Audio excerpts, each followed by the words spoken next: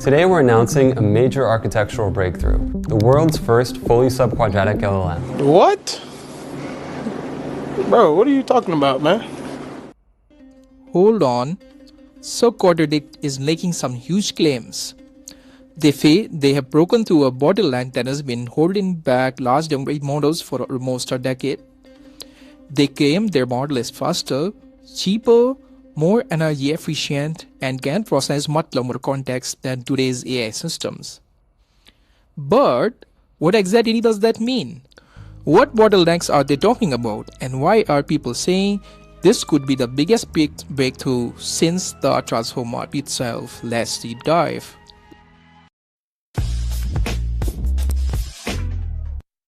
Virtually every major model today, GPT, Gemini, Claude, is based on transformer architecture introduced in 2017 by Google in the paper "Attention is all you need." The core operation inside a transformer is self-attention. Given an input sequence of n tokens, the model first projects each token into three vectors: query, t, and value. Self-attention computes a similarity score between every query vector and every key vector by performing the matrix multiplication. This produces an n cross n attention matrix containing pairwise interaction between every token in the sequence. The attention weights are then applied to the value vector to determine how much information each token should gather from every other token.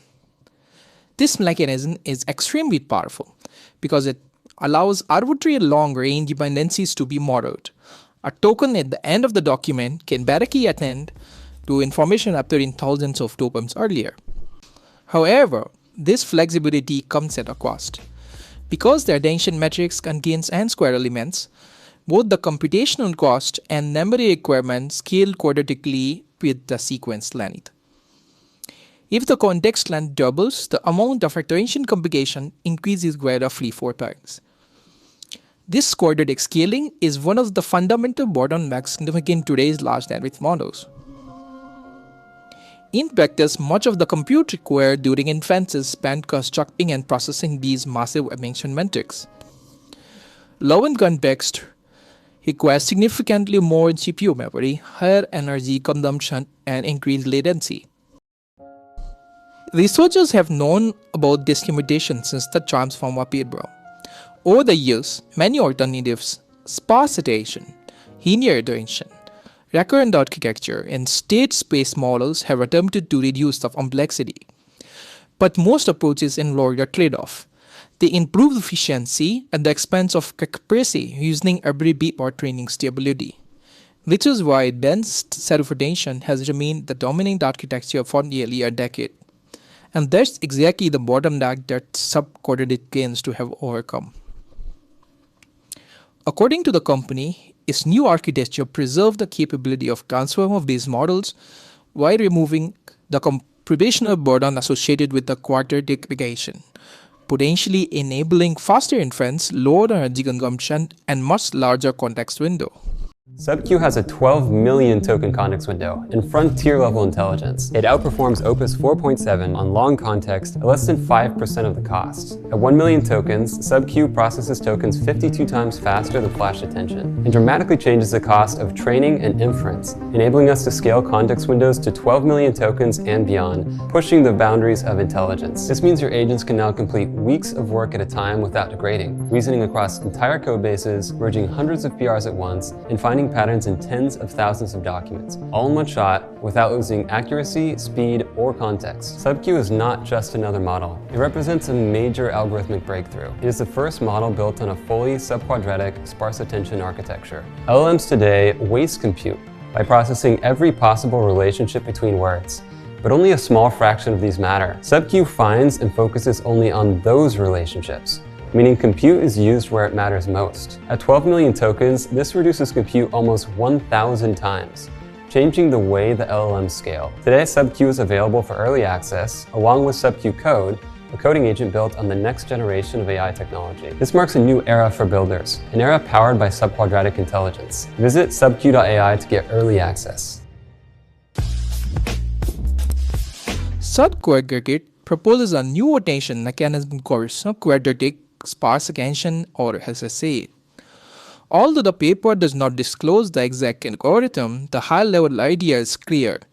Instead of conventional gamification, where every query accounts to or n tokens and computes a softmax, SSA allows every query to attend only to a dynamically selected subset of relevant tokens, where S is a content-dependent set of positions.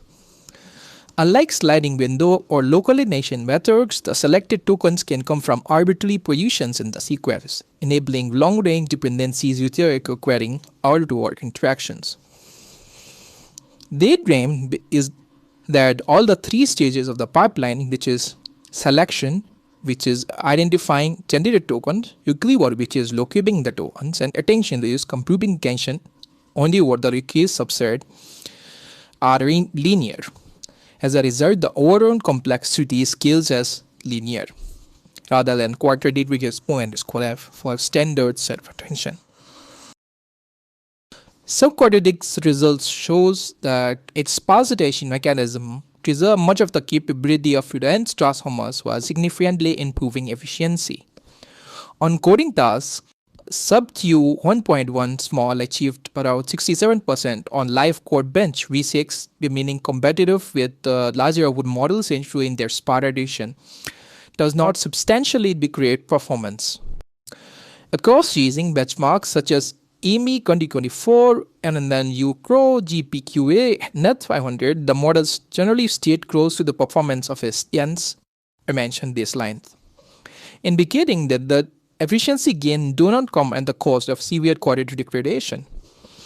The architecture particularly shines on long context tasks, supporting sequence up to 12 billion tokens while attending to only 0.13% of possible token pairs at their scale, a reduction of more than 99.8% in attention computations compared to dense attention. It's too early to say how subquadratic will do code rolling in the long run, but the paper definitely looks interesting. I have added the link in the description for the white paper. You can check it out. And if you like the video, don't forget to like and subscribe. See you in the next one.